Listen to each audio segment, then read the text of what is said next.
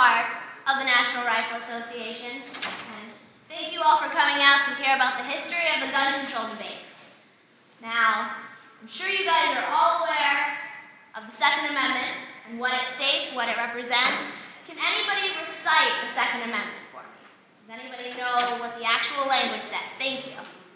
Well-regulated militia, being necessary for the security of a free state, the right of the people to keep and bear arms shall not be infringed. Thank you. That is exactly right.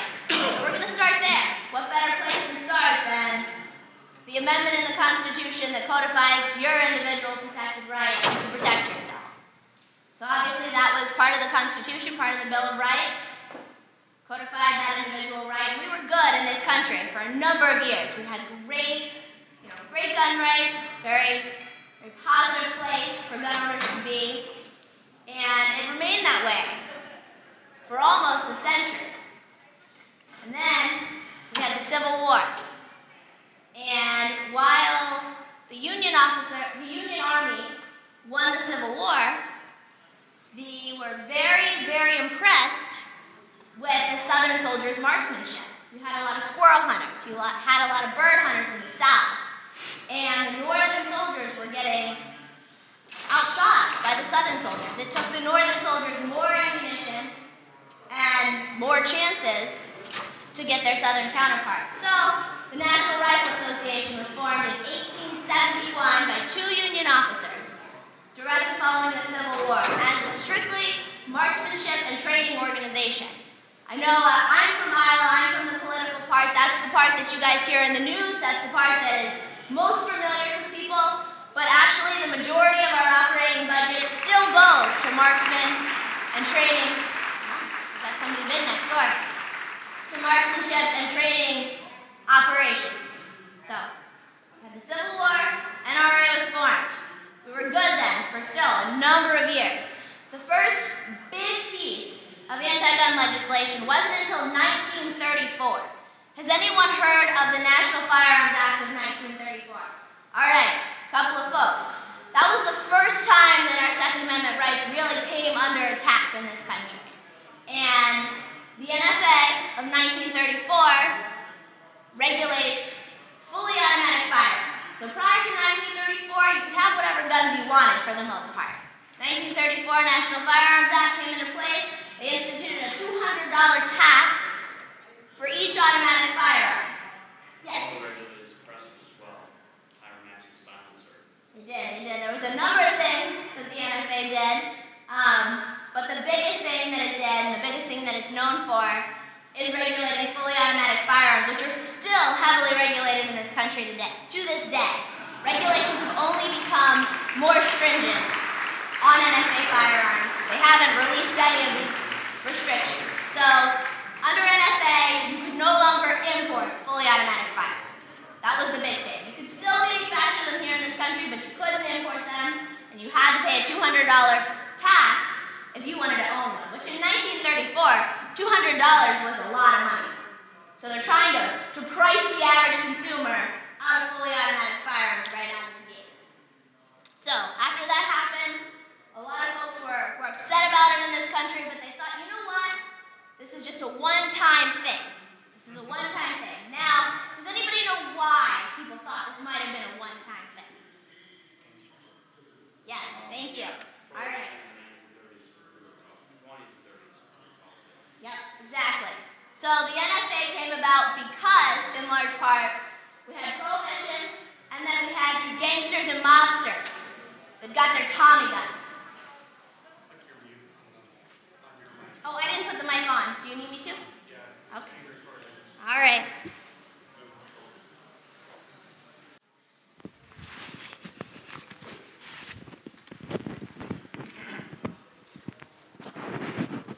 Oh. All right, is that better? All right, good deal. So, like these gentlemen were saying, 1920s, early 1930s, you had these mobsters, these gangsters. I'm sure we've all seen the movies.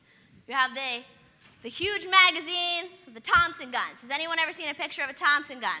Also known as Tommy guns, yeah. So of course, these guns became a big thing. You know, you had money, you were able to not import them, excuse me, that's illegal. You were able to buy them, You were able to use them then, and the quote, streets became dangerous, if you will. So Congress decided, hey, we need to do something about it. Like I said, most folks in this country said, all right, this is going to be a one-time thing. We're getting the Tommy guns off the streets, and we're going to be good to go. We were fine for about 3 decades.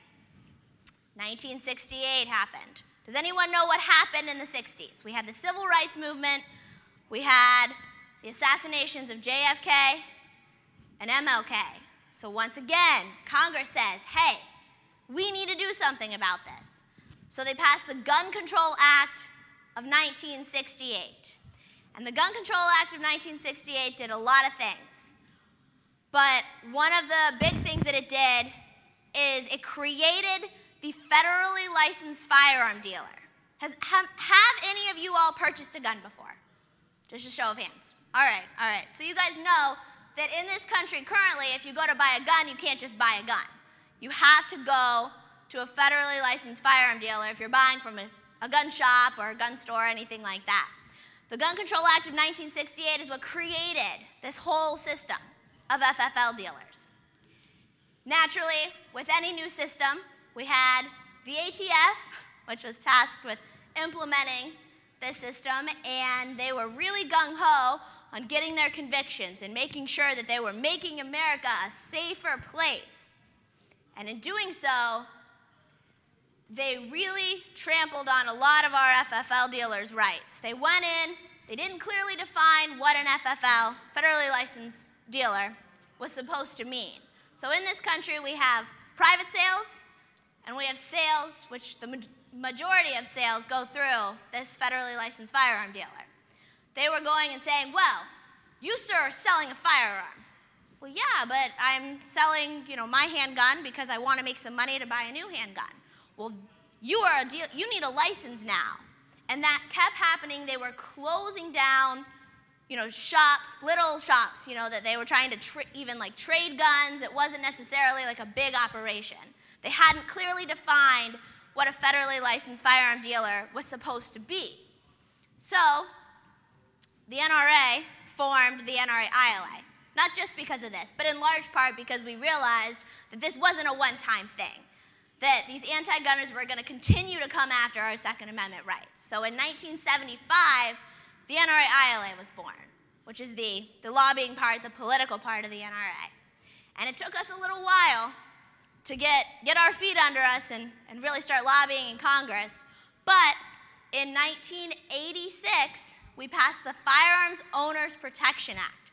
Has anyone heard of FOPA? A couple of you. All right, so we passed FOPA in 1986. And what that did is try to rein in the ATF. It put in some protections for the FFL dealers who were trying to comply with the law, and it tried to make things more clear for them. So, all right, if you are in the business of selling and transferring firearms, if that is how you are making your livelihood, you need a license, and tried to make things more clear for them. It also stripped away some of the other restrictions that were put into place by the 1968 Gun Control Act. The 1968 Gun Control Act, you could no longer ship ammo or anything like that through the mail. It heavily regulated, or didn't heavily regulate. It said you couldn't transfer guns in between states or anything like that. Like I said, we now had the FFL system. So under FOPA, they said, no, as long as you're going through an FFL, you can transfer guns between states. It just has to go from one FFL to another. Does that make sense? Because you're looking at me like I'm losing you a little bit. All right. So we had the Firearms Owners Protection Act of '86. That was our first. Yes, sir. If somebody wanted to transfer a firearm between states, but it was a private transaction, does that mean the individual would bring it to a firearm dealer? I'm selling this to this individual. He'll pick it up at this gun store. Absolutely. Absolutely. Absolutely. Even private sales in this country have to go through an FFL dealer if they're interstate. Now, intrastate is a different story. So if I live in Virginia and the end user lives in Virginia, I can sell that privately to him as long as I'm not in the business of selling firearms as my way that I make my money, which I'm not. Yes? Wasn't the 1986 Act bill also kind of a compromise because I did hear a more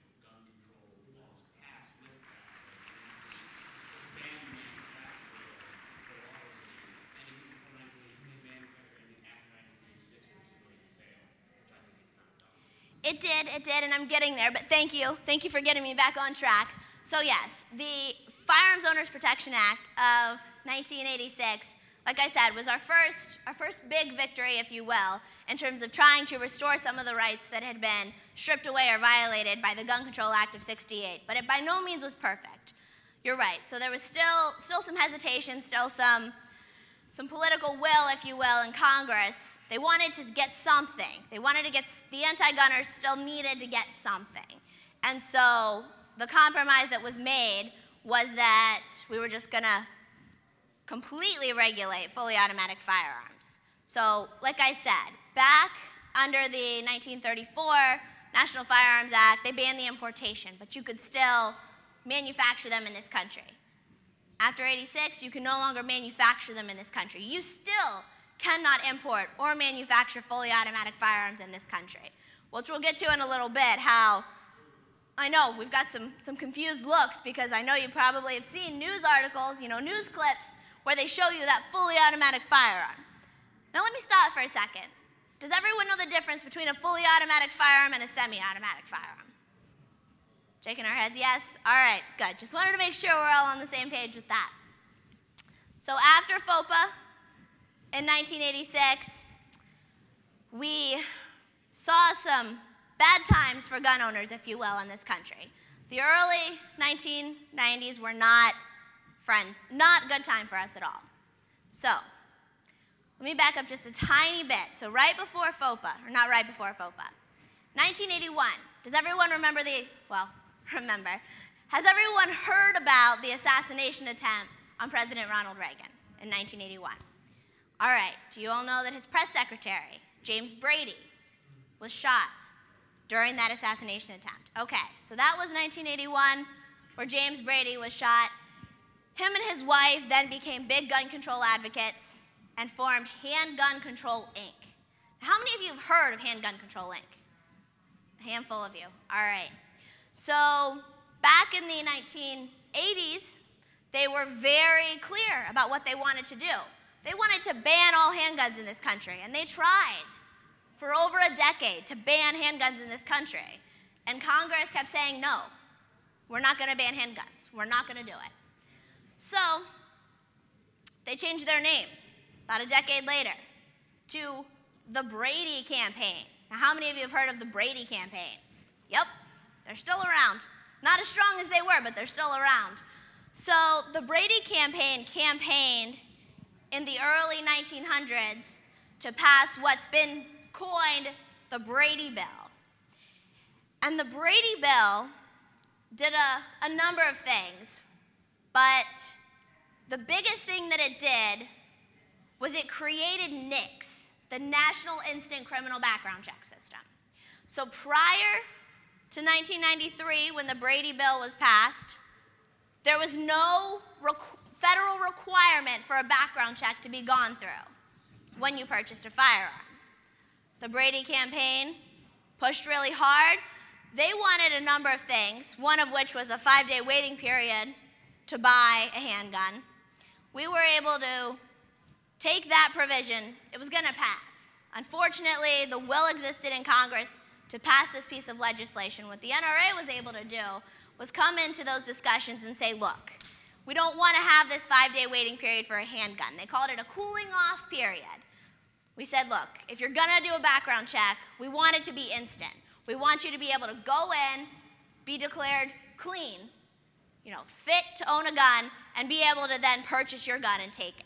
So we worked, across the aisle in Congress in the early 1990s to help put NICS into place. NICS is still the law here in this country. Anytime you go to buy a gun from an FFL, that federally licensed firearm dealer, you have to go through that background check.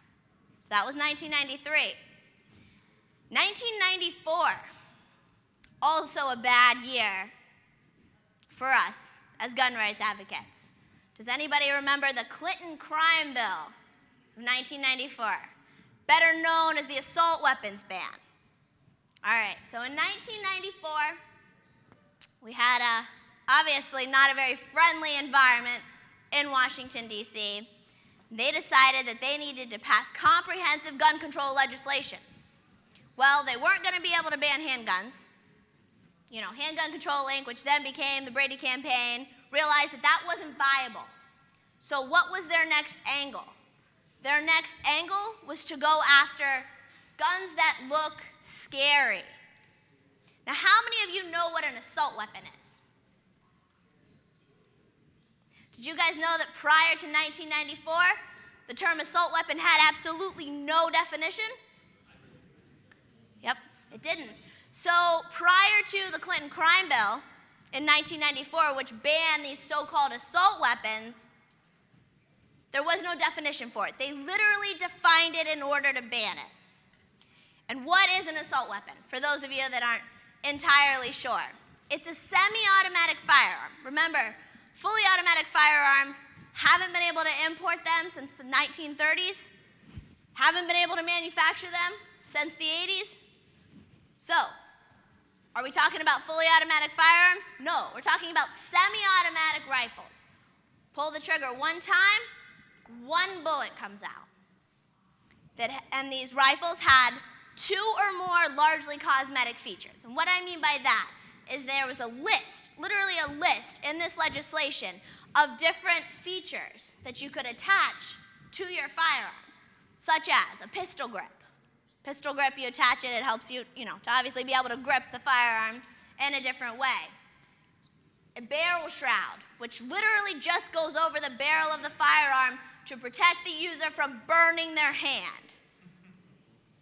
A couple other of the things on that list were a flash suppressor, a bayonet mount, and again, the list goes on. But the point is, under this 1994 assault weapons ban, if your gun had one of these features, you were fine.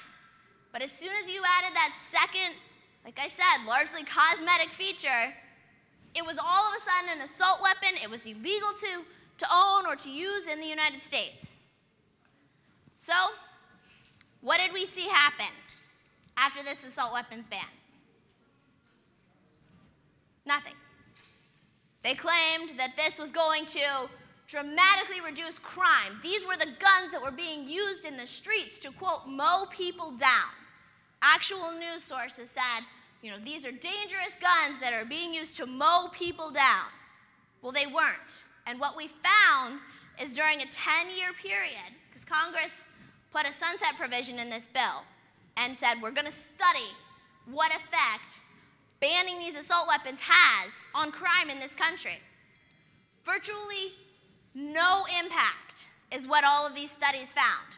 So, in 2004, whenever the bill was set to sunset, it did. And now, you can have these so-called assault weapons here in this country, unless you live in one of the states that has chosen to ban them, which we'll get to in a minute. So, after 2004, we were all right for a little bit. And then 2007. Does anybody know what major tragedy happened in April of 2007? Yes? Exactly. So we had the Virginia Tech shooting on April 16th of 2007. And once again, Congress said, we need to act.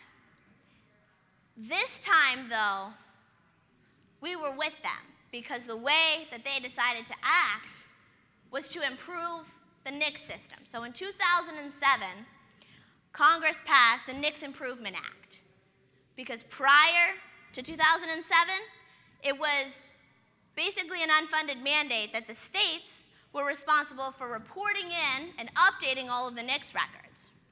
The NICS Improvement Act of 2007 said, no, we're going to give you some help with getting these records up to date, because we want to make sure that if you are a prohibited person. Now, does everyone know what makes somebody a prohibited person? Maybe? Yes, so there are a couple things that make somebody a prohibited person, which means that you are not allowed to purchase or own a firearm in this country. If you're a felon, if you've been convicted of a misdemeanor that carries 2 or more years of a jail sentence with it, or if you've been adjudicated mentally unsound by a court of law. Those 3 things make you a prohibited person. We at the NRA believe yes. If you fall into one of these categories, you should be stopped by that NICS check and unable to then purchase a firearm. That's, for the safety of all. Of course, those are extreme circumstances. If you've committed a violent felony, that's a big deal. So 2007 was the NICS Improvement Act. Now, part of the debate that still exists in this country, I'm sidestepping for a minute and then I'll come back to the timeline, is the language of the Second Amendment and what it means. So we said it earlier. It's a well-regulated militia being necessary to the security of a free state. The right of the people to keep and bear arms shall not be infringed. Now, a big argument that existed in this country for a number of years revolved around that militia clause. It says the word militia. It means army. No, it doesn't, though. If you look at the Founding Fathers' frame of mind, if you look at the Federalist Papers, if you look at what they were dealing with whenever they wrote the Constitution, obviously just coming out of the Revolutionary War, the militia was every able-bodied man. That's what militia meant and still means. So that means everyone, every person. And that was debated back and forth, and nobody really took a stand on it. I mean, obviously the National Rifle Association took a stand on it, but in terms of our government, no one really took a stand in this particular debate until 2008. Has everyone heard of a gentleman by the name of Dick Heller? Yep. All right. So Dick Heller lived in the District of Columbia, where they had one of the strictest sets of gun control laws in the entire country. Also, one of the highest crime rates in the country, by the way. But Dick Heller was living in D.C. under a law that said it was illegal for him to possess any operable firearm in his home. Now, if you guys know, in order for a firearm to be successful in helping you to defend yourself, it has to be operable. It can't be disassembled, locked away, separate from the ammunition. If someone's breaking into your home, you don't have time to say, hold on a minute, I need to go unlock my gun and reassemble it and then put the ammo in so we can tangle. That's not how it works. So Dick Heller said, this is a violation of my constitutional right, my Second Amendment constitutional right. I'm going to challenge this. So he did. It got all the way up to the Supreme Court, and in 2008, in D.C. v. Heller, the Supreme Court, in a 5-4 decision, by the way, a close decision, said, yes, Dick Heller, you are right. You have an individually protected constitutional right to have an operable firearm in your home for self-defense. So that was the first time anyone in our government had said, yes, it is an individual right. But because the District of Columbia is a federal enclave, the Antigunners wanted to argue, well, this doesn't apply to the states. This doesn't apply to the states, it's just D.C. So what happened? We had to do it again. Similar gun laws in Chicago, Illinois. I know you guys know they're really a friendly place for us. But a gentleman by the name of Otis McDonald. Same thing. Couldn't have a gun in his home, operable firearm for self-defense. He said, this is not right. I'm going to challenge this. Again, went all the way up to the Supreme Court, and in 2009, they said the same thing. Yes, Otis McDonald, you have an individual constitutionally protected right to own that firearm in your home. So now, what we've done since 2009 is expand that, take that precedent across this country. And now, recently, thanks to Illinois was the last holdout last year, you now have a right in all 50 states to apply for a concealed carry permit. All right, so that gets us at 2009, which wasn't that long ago. We've been good since. We've been working in D.C. to make sure that no more anti-gun legislation comes down the pike. It hasn't always been easy. 2013, right after the Sandy Hook school shooting, there was a lot of will in Congress to try to pass a big background check bill to Does everybody remember? Early 2013. Wasn't successful. Yes? Dianne Feinstein also tried to reissue the assault weapons ban. Yes, Dianne Feinstein keeps trying to reintroduce the assault weapons ban. It's not going anywhere. It's...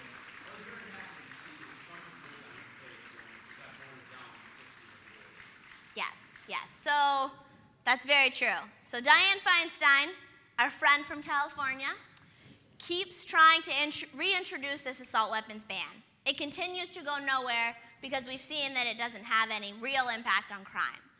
The vote that was much closer, which actually the anti-gunners have gotten a lot smarter. What they did is they took previously, not anymore obviously, previously NRA-supported candidates.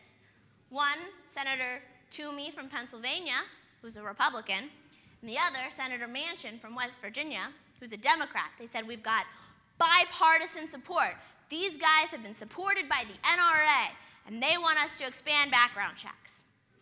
Now, does anyone know why that's such a problem for the NRA? We helped to get NICS put into place. We helped to get the National Instant Criminal Background Check System into law. So why would we be opposed to the expansion of background checks?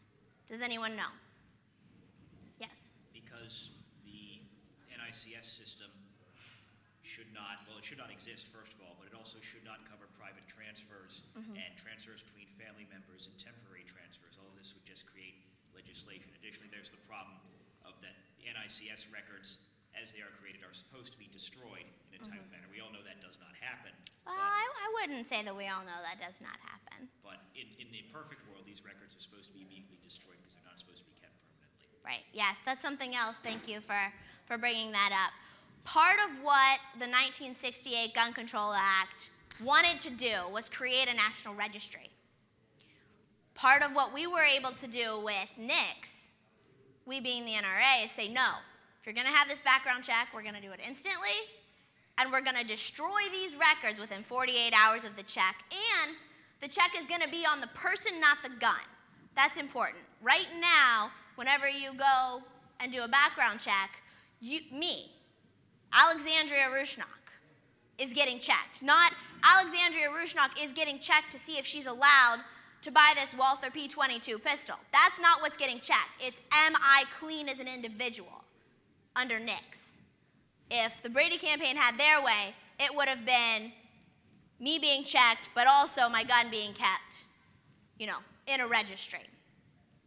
But you're right. One of the problems with this whole universal background check idea is that it would expand background checks to all private transfers. And what I mean by that is I want to sell the gun to my sister. We both currently own guns. We both have passed background checks to buy our guns. I want to give her my gun. Right now, we both live in the state of Virginia. That's perfectly legal. If background checks were to be expanded to all private transfers, unless they carved out a specific exemption for my sister, which in some cases they do, in some cases they don't in their proposed legislation, that would now be illegal. We'd have to go to an FFL dealer, pay the fee to use that FFL dealer, pay for the background check to be conducted on my sister or my fiance. My fiance is a better example because there are no pieces of legislation that have exempted fiancés. They've exempted husbands, and they've exempted domestic partners. But we're not married yet, so he's not exempt. In a couple of months, it'd be fine, but not right now. And so this whole idea of expanding background checks to a lot of folks sounds like a great idea. But in reality, what they're really trying to do is criminalize private transfers. They want to have a trace of any time any gun has changed hands, which we believe is just going to be burdensome on our law-abiding gun owners. It's not going to do anything to deter crime because, newsflash, criminals do not obey the law. They do not obey current laws. We have thousands and thousands of gun laws on the books all across this country right now. They aren't following these laws. What makes you think? I know that everyone in this room probably agrees, but for the anti-gunners, I'd encourage you to challenge them. why is this criminal going to obey this new law if they've already broken a dozen other laws? They're not. What it's going to do is make it more expensive and more burdensome on our law-abiding individuals. So we obviously fought this background check bill tooth and nail in 2013. It's not currently the law, but that was the last tough fight that we've had. Now I anticipate that we'll see more, but probably not very many more on the national level. What these anti-gun groups have done is they've said, fine, NRA, you've got a great gun lobby in DC, so we're going to let you have that. For the most part, there are still some that try, like Dianne Feinstein, who continues to try. But a lot of these anti-gun groups have moved to the states. They've said, well, you guys may have a big presence in DC, but are you guys as strong in all 50 states? The answer is yes, and they're finding that out. So they continue to try over the past really decade or so. They've really, really been pushing all of this anti-gun legislation in the state houses and in the state senates. And you know what? We keep blocking them. There are some states where they've gotten it pushed through. The political will has existed. New York, unfortunately, with the SAFE Act.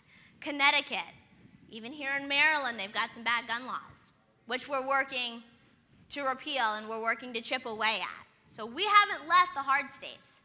And that's something that I think is different from the anti-gunners, is that they figure out that they can't make any progress and they just kind of leave. Whereas we say, no, you guys are in a bad situation, but you're still our guys. So we're going to continue to fight for you, even in New York, in Connecticut, in Maryland, where it's tough. But in the places where they've been stopped in the state legislature, they're going to the people. So we've been pretty much gridlocked, been able to hold them off by and large in Washington, D.C. They've gone to the state houses. In most cases, we're able to hold them off there too. Now they've gone to the voters. They've decided to take this ballot initiative approach. Now, how many of you all have heard of a citizen-initiated ballot initiative? You guys are pretty familiar. How many of you all are aware of what happened in the state of Washington last year? Yep. So what the anti-gunners did, which, by the way, it's the same money, different figurehead. So a lot of the folks that used to contribute to Handgun Control Inc. and then the Brady campaign are now contributing to Michael Bloomberg and his Everytown for gun safety, which I'm sure everyone in this room has heard of. That money is now being used, like I said, in state legislatures where they can make an impact, but also in the states. They were out in the state of Washington last year. They spent $10 million in one state on one ballot initiative to expand background checks. And they were successful, unfortunately. They were successful. We spent $500,000 because that's actually what we had to spend on Washington, when we also had to take into account that we had the U.S. Senate, that we had to make sure we picked up some seats so we can continue to hold them off in D.C. We were outspent 20-1, and they still couldn't get to 60% of the vote. It was 59% that they won by. But now, if you guys are paying attention to Washington, people are mad. Not just our people, but people are upset because they don't understand how this law really would impact them until now, whenever they're like, wait a minute, I can't give my gun to my buddy to shoot? What do you mean I can't? I can't just go out of my backyard and shoot targets. I used to always be able to before. And so what the anti-gunners have done is used a ton of money, which, by the way, they have more money than we do. We're not going to be able to match them dollar for dollar. Unfortunately, that's just a fact. So they know that, and they say, all right, we can buy this media market. We can buy TV ads and just run deceptive television ads, and that's what they've done. That's what they did in Washington. They're working on it in Nevada. They're working out west right now because those are the states that they see are, quote, the easiest for them. But if they could, they'd try these in every state that allows a ballot initiative. So that's where the fight is right now. So we were good in this country for a long time, really since '68. Things were starting to trend in the wrong direction. We were able to get them back on track on a national level. We've still got some work to do. There's still things that we're not happy about on the national level. One of the big ones being right to carry. I'm sure you guys saw, most of you are paying attention, our big legislative priority this year is national right to carry reciprocity. Right now, like I said, Illinois was the last holdout. We finally got our concealed carry permit issuing system made legal in Illinois last year. Now what we're working on the federal level is to say, if your concealed carry permit is valid, you went through all of the processes that are required by your state to obtain your home state to obtain your concealed carry license, you should be good in all 50 states. That's what we're working on. You're not right now. Right now, reciprocity is a patchwork that is in large part determined by the attorney generals of the states. So let's say that you have a really bad election year and you elect a really anti-gun attorney general. Guess what? Your handgun permit used to be good, you know, in the neighboring state. Let's say you live in Maryland. Well, that's a bad example. You guys have bad gun laws. Pennsylvania, the attorney general in Pennsylvania. I was going to say, she just did. You're right, she just did. So Pennsylvania used to have a pretty good reciprocity system with some surrounding states. Had a bad election last year. The new attorney general came in and said, you know what? We're just not going to accept these out-of-state permits anymore. There's some states, we're just not going to accept them anymore. And that's perfectly legal. I know, it's ridiculous, but it's perfectly legal, which is why we're working on the national level in Congress to say you can't do that. If you follow the laws in your home state to obtain your concealed carry permit, then you should be good to go in the other 49 states. So that's our big priority this year in terms of trying to move the ball forward in D.C. But like I said, the fight against the anti-gunners is not in D.C. right now. It's in the states. It is in your state legislatures and on the ballot where we need to be vigilant and where we need to make sure that we are working hard. Because for them, it's easy. Oh, well, we wasted a bunch of money. Bloomberg's a billionaire. Oh, I wasted the money that, you know, I made in interest this year. It's all right. And, you know, we had a few losses. We had a victory, though. We had one victory, and that was awesome. For us, we can't afford to lose. It's not, well, if, you know, we wasted all our money and we just lost, and too bad.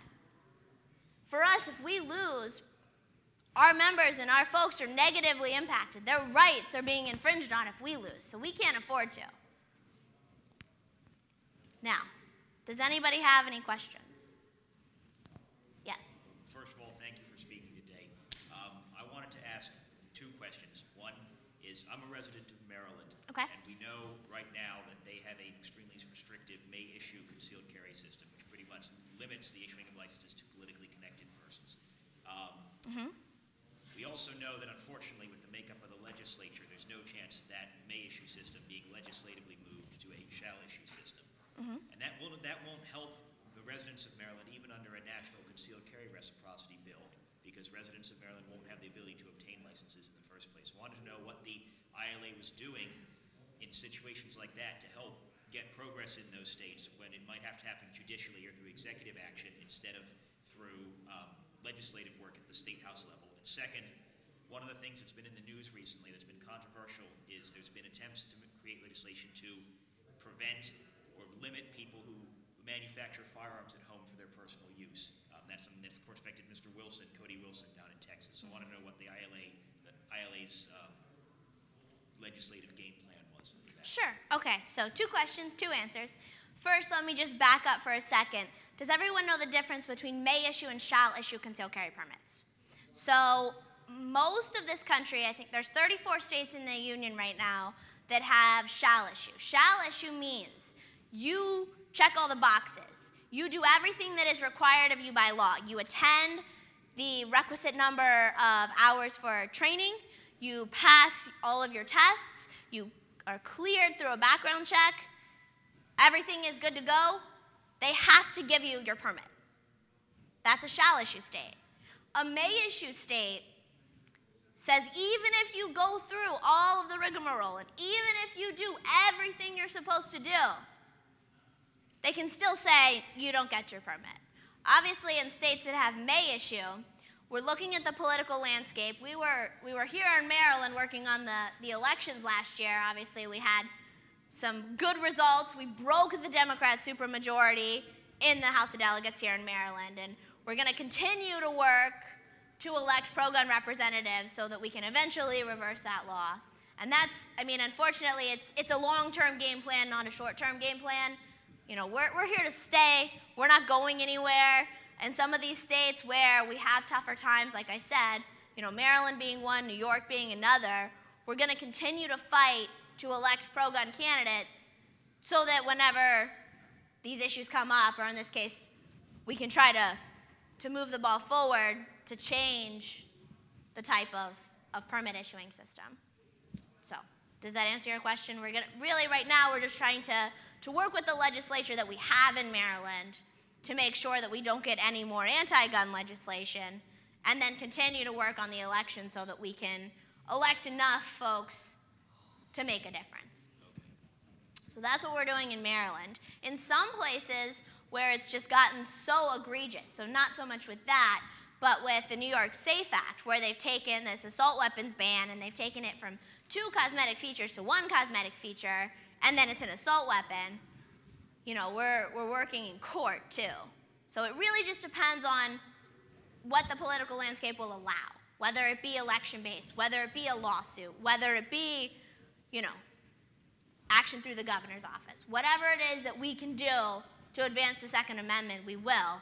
But we've also got to be realistic with the amount of political capital that we possess. In some states it's greater than others, and being able to use that, you know, strategically. So that would be my answer to your Maryland question. And in terms of producing guns in your home, right now I don't believe we've gotten involved in that specific case. But that's a personal freedom issue. You know, that shouldn't even be an issue, really. You know, as long as you're doing it appropriately. Well, Mr. Wilson, it is currently legal under federal law. Mr. Wilson's case revolves around manufacture of 80% lowers, of course, which is a whole other issue, but we don't have to get into that. That is a whole other issue. You're right about that. But, yes? You brought up the NICS background checks and how the FBI is forced to destroy their background checks within 48 hours. Mm-hmm. FFL dealers, if I'm correct, have to hold on to their side of the background checks for as long as they are around as a business. But when an FFL does, for example, go out of business, the FBI does seize all their records, including the NICS side of the background checks. What is being done on that end in terms of protecting the FBI from misusing the NICS background checks to form a database on the end when an FFL dealer goes out of business? That is a great question that I wish I had an answer for you. I know, I'm going to be really honest with you guys. I'm from the grassroots division. I deal all in the policy with the, you know, within legislatures and then the election type stuff. But see me after, and I can get you an answer. That would be more our legal team. Our legal department certainly would be working on that one. Yes? Sure.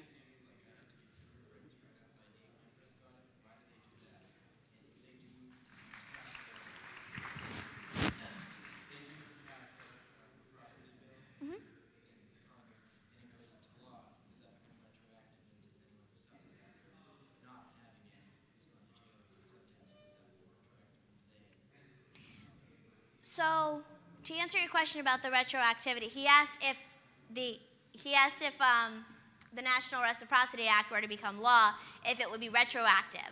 The answer is no. It would not be retroactive. The bill that was just introduced by our gentleman from Texas, currently, just got voted on, does not have anything about retroactivity. And the first question you asked was fingerprints for the FOID card. That's state law. So states have been given the authority to issue the concealed carry permits. Like I said, that's why we have some states that are shall issue, some states that are may issue. So that was state law. Are we working to change that? Yes. Is that going to happen right now? No. Just a quick follow-up. Do you know the argument of why they would request that? What would their argument be when they say, if you want to go, you need to turn your fingerprints on record, please do? So the argument that's been used, I'm not saying that I agree with this argument, but the argument that's been used is that if they can have a database of all your guns, and they have you fingerprinted, and they have your unique ID, which is, your fingerprints, attached to your name, attached to your social, whatever else they're asking you for, then they'll be able to find you if you commit a crime. It'll cut down on crime. If they have your fingerprints, then they can find you and your gun if you commit a crime. Now, as everyone in this room, I'm sure, knows, if you're going to go through the background check and get the FOID card and have your fingerprints on file, you're not the type of person that's going to go commit a crime with a firearm. But, again, anything the anti-gunners can do to position themselves in a way that sounds reasonable, they're going to do. Does that answer? Okay. Yes? The question that I had, I was actually talking with Sheriff David Clark yesterday. Okay. The NRA-ILA ban the ATF. Mm-hmm. Sheriff David Clark mentioned to me that the NRA was doing something to possibly sue the ATF in court to stop this because there's really nothing Congress can do. The only thing that I read is Congress may be able to amend the original 1968 law that was allowing the ATF to do this, even though the ATF is already breaking the law anyway by doing this. Right, right. It would make it harder for them. Will the NRA actually sue the ATF for that?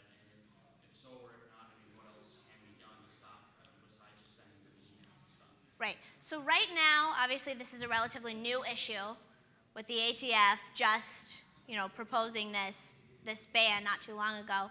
Our general counsel, our legal department, is currently looking into that option.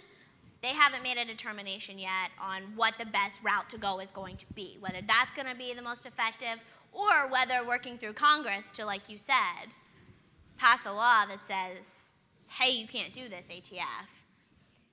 Both our federal lobbying team and our legal department are working to see what would be the best path. I wish I had a better answer for you. I wish I could tell you exactly what we're going to do.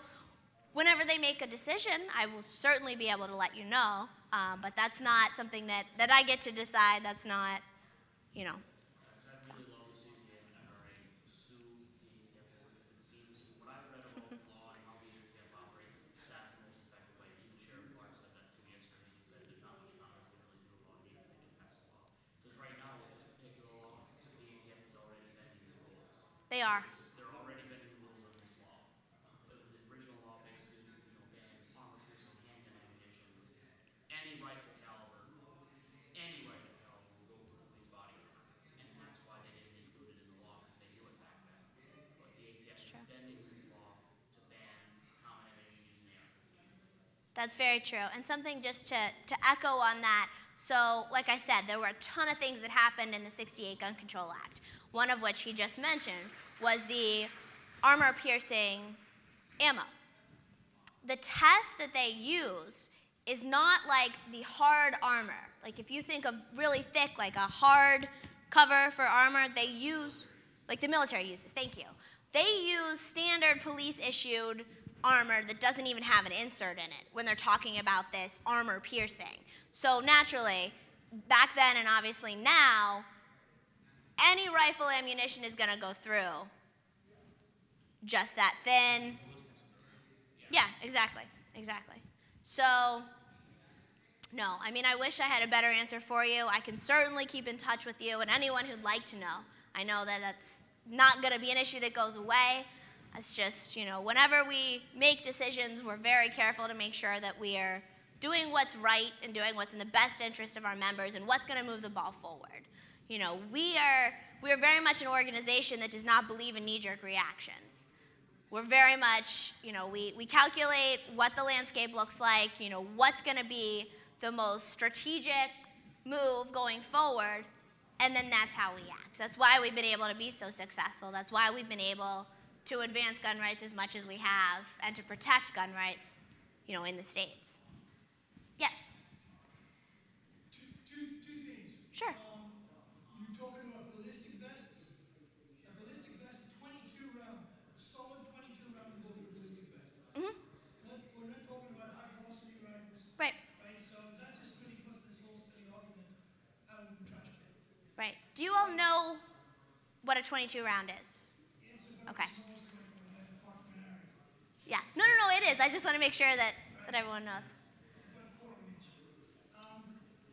Is the ATF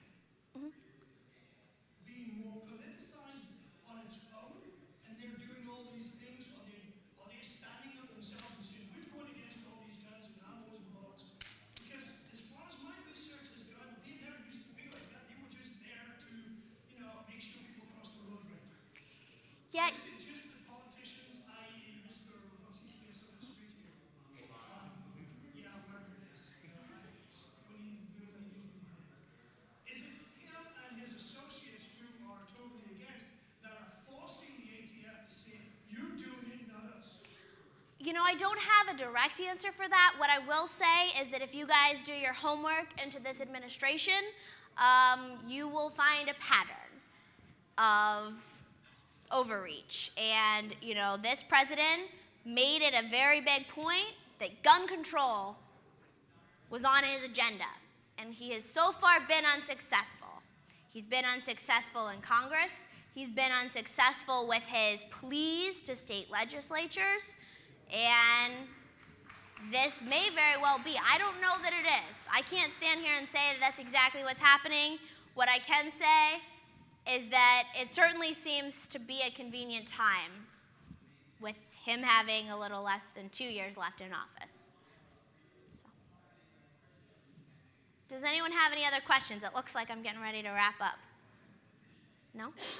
All right. Well, if you haven't been downstairs to the exhibit hall, I am going to recommend you go down. We are giving away a Benelli Montefeltro 12-gauge shotgun at the end of CPAC today. We've been giving a gun away each day of CPAC. Already had 2 winners. So go downstairs. It's a Benelli Montefeltro 12-gauge shotgun. Yes. So go downstairs, take a minute to enter the drawing. Thank you all for coming, and I'll be hanging around if you guys have any other questions.